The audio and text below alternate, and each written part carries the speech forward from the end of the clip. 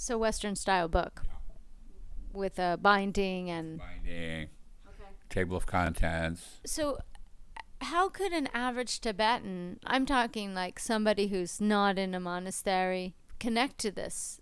Well, there's also a rich literature that's not necessarily Buddhist. So you have books on medicine, you have books on astrology, you have books on the epic. Now you're having lots of novels. Any Tibetan romance novels? Yes, Are these ancient or modern?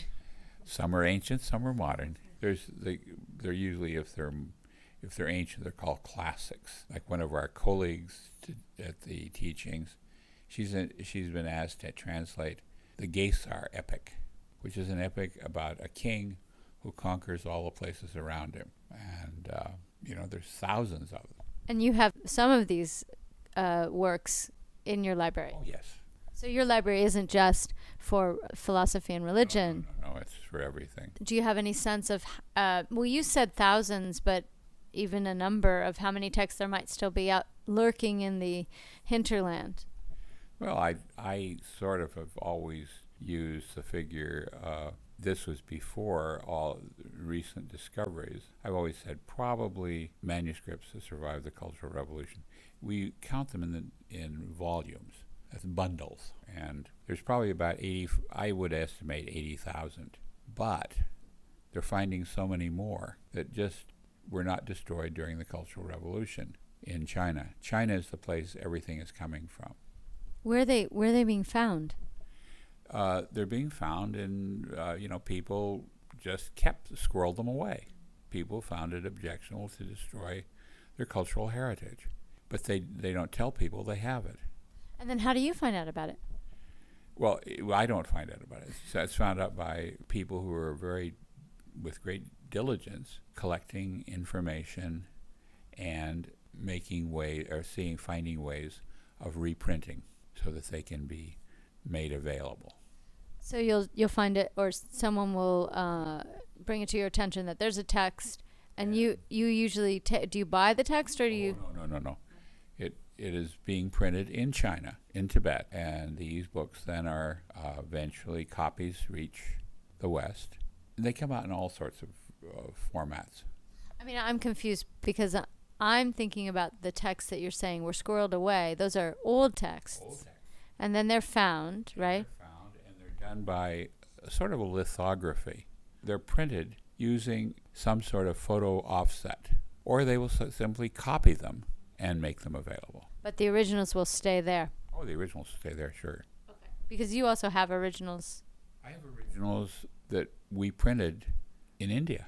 And now what we're doing is, we are making those available. So it'll be one large library.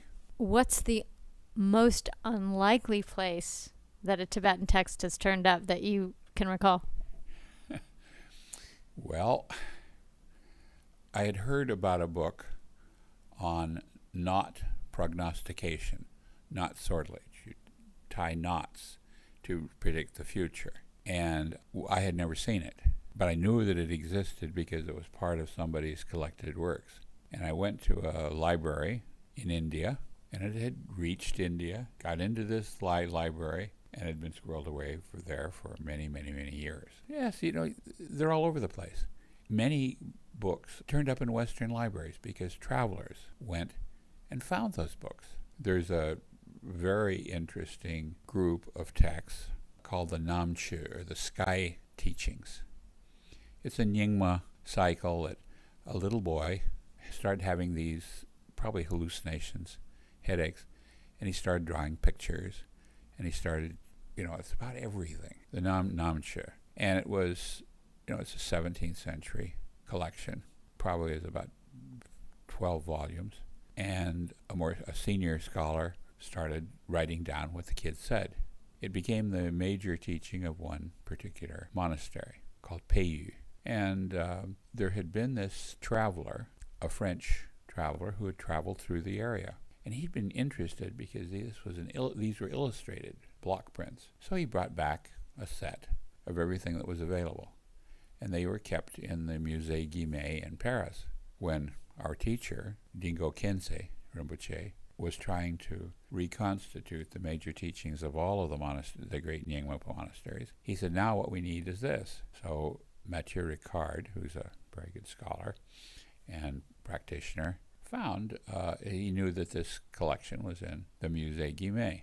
So he photocopied it, brought it so it could be reprinted, but it was missing volumes. So the head of the Peiyu tradition, His Holiness Peino Rinpoche, sent his nephew to Tibet and said, bring back, go and find the books. And he went to the monastery where they were kept. It's a small little monastery. And he said, do any copies of this collection, are they preserved? And the crafty layman, why do you want to know? And he identified himself as from the head of the monastery. He said, yes, but you owe us for the books. You never paid to have them carved. Now, they just buried them. They didn't destroy them. The books were buried. So the books came out, and a copy was struck from them. And they had to pay for for what they had agreed upon for the carving. So that's how the Namche, which is a very important teaching, survived. It was put together by bits and pieces from France and bits and pieces from Tibet. So, these things happen.